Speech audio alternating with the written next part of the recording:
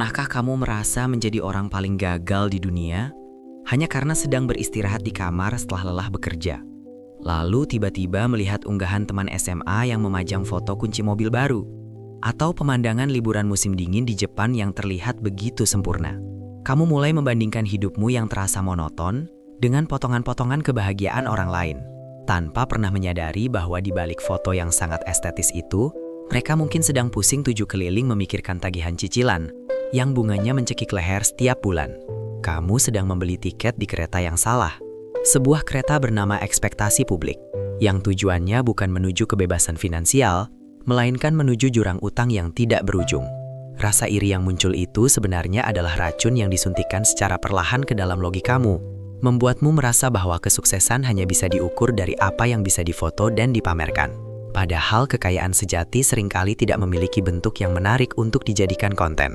Kamu terjebak dalam perlombaan bayangan, melawan orang-orang yang bahkan tidak peduli dengan keberadaanmu. Menghabiskan energi untuk merasa rendah diri atas sesuatu yang sebenarnya hanya sebuah kulit luar, yang dipoles sedemikian rupa agar terlihat berkilau di mata orang asing. Kesalahan terbesarmu adalah menganggap bahwa kebahagiaan mereka adalah standar yang harus kamu capai, padahal kamu tidak pernah tahu berapa banyak kedamaian batin yang mereka korbankan, hanya untuk mempertahankan citra sukses di depan layar ponsel.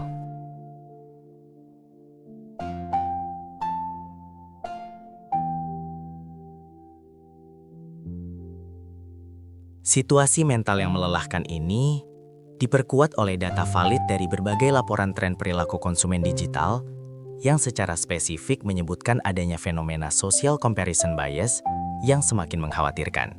Hasil penelitian dari Lembaga Psikologi Ekonomi menunjukkan bahwa paparan konten gaya hidup mewah di media sosial selama lebih dari 2 jam sehari secara signifikan meningkatkan keinginan seseorang untuk melakukan belanja impulsif, bahkan hingga nekat berutang demi membeli barang yang sebenarnya tidak mereka butuhkan sama sekali. Data ini mengungkap fakta pahit, bahwa algoritma media sosial telah berhasil memanipulasi rasa puas manusia, mengubah kebutuhan dasar menjadi keinginan yang tidak terbatas melalui perbandingan sosial yang tidak sehat. Banyak individu di usia produktif kini mengalami stres finansial, bukan karena pendapatan mereka kurang untuk makan, melainkan karena keinginan mereka untuk menyamai standar hidup orang lain yang mereka lihat di internet, jauh melampaui kapasitas kantong mereka sendiri. Fenomena ini menciptakan gelombang kemiskinan baru yang disebut sebagai kemiskinan gaya hidup, di mana seseorang terlihat makmur di luar, namun hancur lebur di dalam. Karena seluruh pendapatannya habis hanya untuk membayar bunga pinjaman konsumtif yang digunakan untuk membeli validasi sementara dari dunia digital yang kejam dan tidak pernah merasa puas.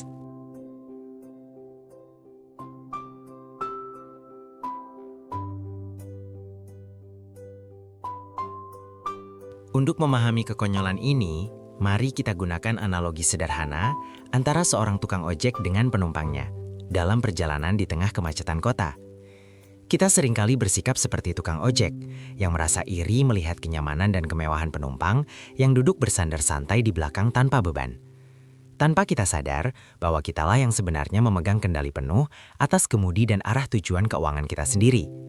Penumpang tersebut mungkin terlihat sangat nyaman, namun dia tidak punya kuasa atas kendaraan itu. Bahkan mungkin dia sebenarnya hanya sedang menumpang di atas utang orang lain yang suatu saat akan menagihnya dengan paksa. Logika tentang inflasi standar hidup menjelaskan bahwa apa yang 10 tahun lalu dianggap sebagai kemewahan luar biasa, kini dianggap sebagai standar minimal yang wajib dimiliki oleh semua orang hanya karena sering muncul di media sosial. Kamu merasa harus berlari lebih kencang, bekerja lebih keras, dan berutang lebih banyak hanya untuk merasa normal di mata netizen. Padahal kamu sedang mengejar fata morgana yang sengaja diciptakan untuk membuatmu terus merasa kekurangan. Kamu harus berani berhenti sejenak, menepi dari hiruk-pikuk perbandingan tersebut, dan menyadari bahwa menjadi supir bagi keuanganmu sendiri jauh lebih mulia daripada menjadi penumpang mewah di kendaraan orang lain, yang arah tujuannya bukan menuju kemakmuran, melainkan menuju kehancuran yang dibungkus dengan pita kado yang indah namun kosong isinya.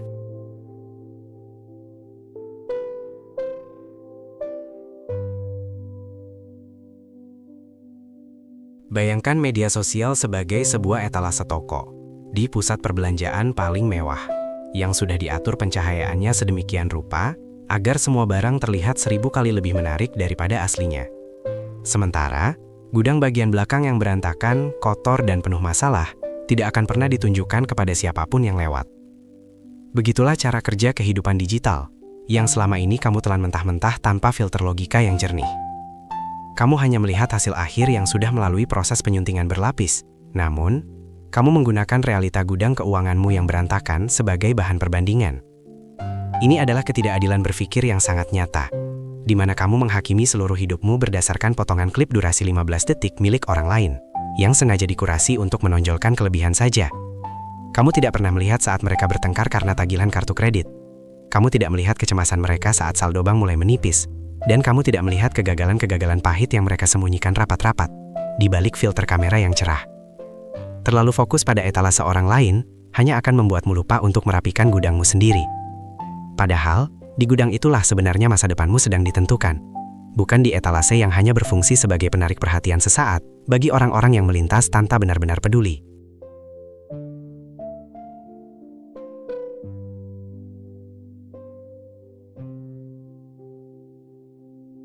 Jika kita membongkar alasan psikologisnya, kita akan menemukan fakta bahwa algoritma media sosial memang dirancang secara sengaja untuk hanya menyodorkan 1% kehidupan terbaik dari jutaan orang di seluruh dunia langsung ke depan matamu setiap hari. Hal ini secara otomatis menciptakan distorsi realita yang membuat 99% kehidupan nyata kita yang berisi kerja keras, rutinitas membosankan, dan tantangan hidup terasa seperti sebuah kegagalan yang sangat memalukan. Otak kita tidak dirancang untuk menerima informasi kesuksesan masif secara bertubi-tubi dalam waktu singkat, sehingga muncul perasaan tertinggal yang sangat hebat atau yang sering kita sebut sebagai rasa cemas sosial. Kamu mulai merasa bahwa hidup yang normal adalah hidup yang penuh dengan kemewahan. Padahal kenyataannya, kemewahan adalah anomali dan kerja keras adalah norma yang sesungguhnya. Algoritma ini menghisap logikamu, membuatmu merasa bahwa kamu harus segera mencapai titik tersebut dengan cara apapun. Bahkan, jika itu berarti harus mengorbankan tabungan masa depanmu, hanya untuk membeli barang-barang yang bisa memberikan ilusi bahwa kamu adalah bagian dari 1% orang-orang beruntung tersebut. Padahal, kamu hanya sedang menjadi korban dari permainan teknologi yang memanfaatkan rasa rendah dirimu untuk keuntungan mereka.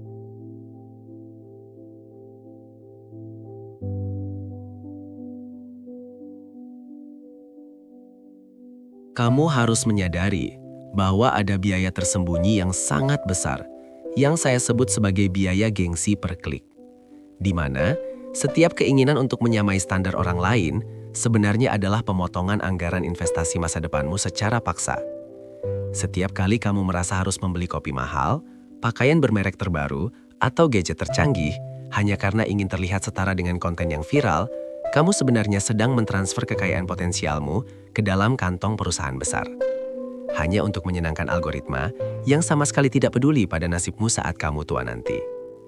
Ada sebuah aha momen yang sangat menyakitkan, namun perlu kamu pahami, yaitu dalam perlombaan pamer di media sosial, pemenangnya bukanlah kamu yang mendapatkan ribuan like, dan bukan juga temanmu yang dipuji-puji di kolom komentar. Pemenang sejatinya adalah pemilik platform dan perusahaan iklan, yang berhasil membuatmu merasa tidak puas dengan apa yang sudah kamu miliki. Sehingga, kamu terus-menerus mengonsumsi dan menghabiskan uang untuk hal-hal yang tidak menambah nilai asetmu sedikit pun. Saat kamu berhenti merasa perlu untuk bersaing di labirin digital ini, kamu baru saja memenangkan kendali atas nasib finansialmu, dan berhenti menjadi donatur tetap bagi kekayaan orang lain yang hanya memanfaatkan rasa iri di hatimu sebagai bahan bakar keuntungan mereka.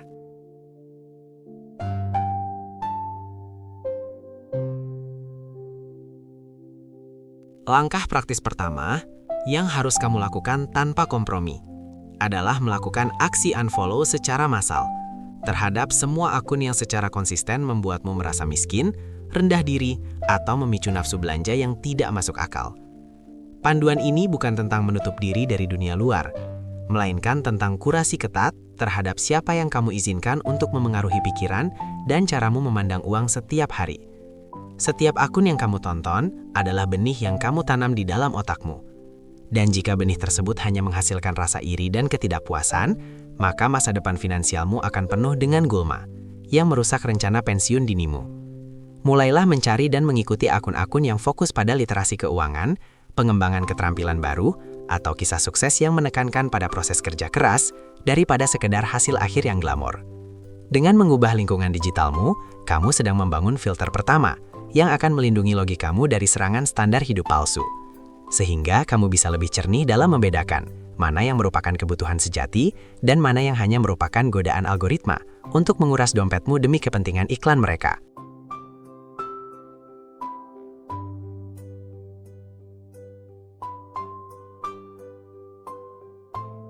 Strategi berikutnya, yang sangat sederhana namun luar biasa ampuh, adalah menerapkan teknik jeda logika selama 48 jam. Ini dilakukan sebelum kamu memutuskan untuk membeli barang apapun yang dipicu oleh konten viral atau tren sesaat. Teknik ini berfungsi untuk memberikan waktu bagi otak rasionalmu untuk mengambil alih kendali dari emosi sesaat. Emosi yang biasanya sangat meledak-ledak saat melihat sesuatu yang terlihat keren di media sosial. Dalam waktu 2 hari tersebut, tanyakan pada dirimu sendiri dengan sangat jujur. Apakah barang ini benar-benar sebuah aset yang akan memberikan nilai tambah bagi hidupmu? Atau hanya sampah plastik mahal yang akan berdebu di sudut ruangan setelah seminggu kamu miliki? Seringkali setelah melewati masa jeda ini, keinginan membara untuk memiliki barang tersebut akan hilang dengan sendirinya, karena dorongan dopamin digitalnya sudah mereda. Dan kamu akan merasa sangat bersyukur karena telah berhasil menyelamatkan uangmu dari keputusan bodoh. Jeda ini adalah benteng pertahanan terakhirmu melawan gempuran promosi halus yang setiap hari masuk ke dalam pikiranmu melalui layar ponsel. Memastikan bahwa setiap rupiah yang keluar dari kantongmu adalah hasil dari pertimbangan matang, bukan karena tekanan gengsi semu yang tidak berguna.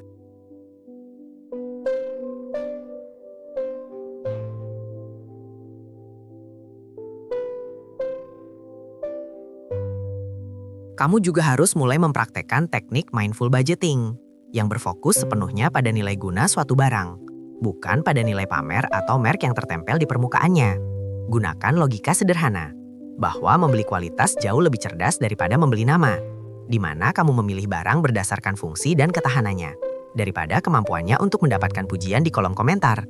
Dengan cara ini, uangmu akan tetap tersisa banyak untuk dialokasikan ke dalam instrumen investasi yang bisa membangun pasif income yang nyata di masa depan, daripada habis untuk depresiasi barang mewah, yang nilainya merosot tajam begitu keluar dari toko. Membangun benteng kepuasan diri, berarti kamu melatih mentalmu, agar merasa cukup dengan apa yang ada, dan bangga pada pencapaian yang tidak terlihat oleh mata orang lain.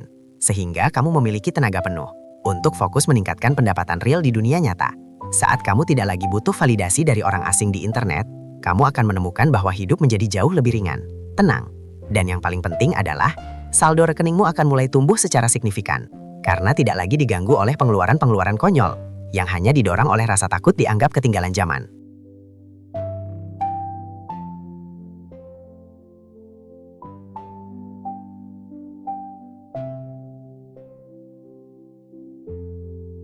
Insight yang harus kamu pegang teguh mulai hari ini adalah bahwa kekayaan yang paling mewah sebenarnya adalah kekayaan yang tidak terlihat oleh mata publik, yaitu sebuah kondisi di mana kamu memiliki kebebasan finansial dan bisa tidur nyenyak setiap malam, tanpa dibayangi oleh satupun utang. Kebebasan sejati adalah saat kamu punya pilihan untuk tidak bekerja atau memilih pekerjaan yang kamu cintai, tanpa perlu cemas tentang tagihan bulan depan.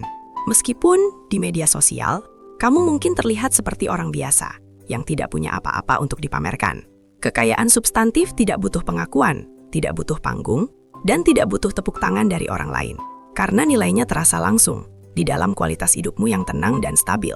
Orang-orang yang benar-benar kaya secara angka biasanya terlalu sibuk mengelola aset mereka daripada menghabiskan waktu berjam-jam hanya untuk mencari sudut foto yang sempurna untuk pamer. Karena mereka tahu bahwa keamanan finansial jauh lebih nikmat daripada popularitas digital yang fana. Menjadi tuan di dunia nyata berarti kamu memegang kendali atas waktu dan keputusanmu, tanpa perlu mendikte hidupmu berdasarkan apa yang dianggap keren oleh netizen, yang bahkan tidak akan mengenalmu jika suatu saat kamu tertimpa musibah finansial.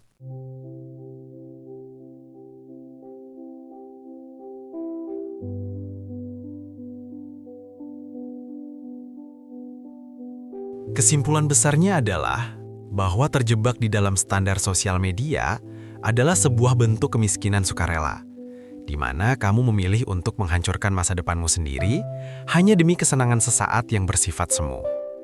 Mengabaikan ekspektasi orang lain dan berani tampil apa adanya adalah langkah pertama dan paling krusial menuju kekayaan yang substantif dan berkelanjutan bagi diri sendiri serta keluargamu. Kamu harus sadar bahwa setiap orang punya garis waktu masing-masing dan standar hidup yang berbeda. Sehingga memaksakan diri masuk ke dalam standar orang lain hanya akan membuatmu lelah dan kehilangan identitas diri yang sebenarnya. Kekayaan yang dibangun di atas fondasi kejujuran dan kedisiplinan akan jauh lebih kuat menghadapi guncangan ekonomi dibandingkan kekayaan yang hanya dibangun di atas tumpukan barang cicilan demi sebuah konten. Dengan melepaskan diri dari perbudakan algoritma, kamu baru saja membuka pintu menuju kedamaian batin yang tidak akan pernah bisa dibeli dengan uang sebanyak apapun. Karena kamu sudah merasa cukup dengan dirimu sendiri dan tahu persis kemana arah tujuan hidupmu tanpa perlu bantuan navigasi dari tren-tren konyol yang datang dan pergi setiap hari.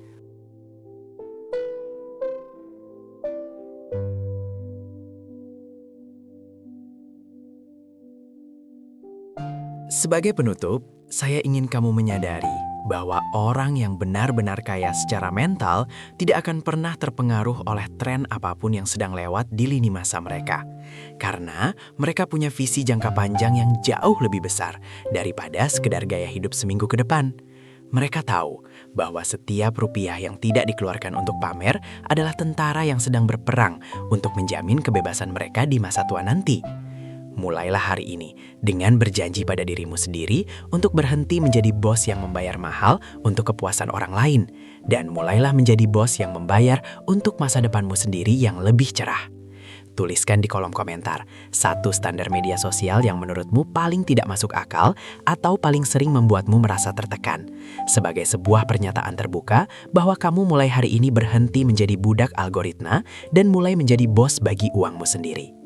Terima kasih sudah menonton video ini sampai selesai. Tetaplah logis dalam berpikir, tetaplah praktis dalam bertindak.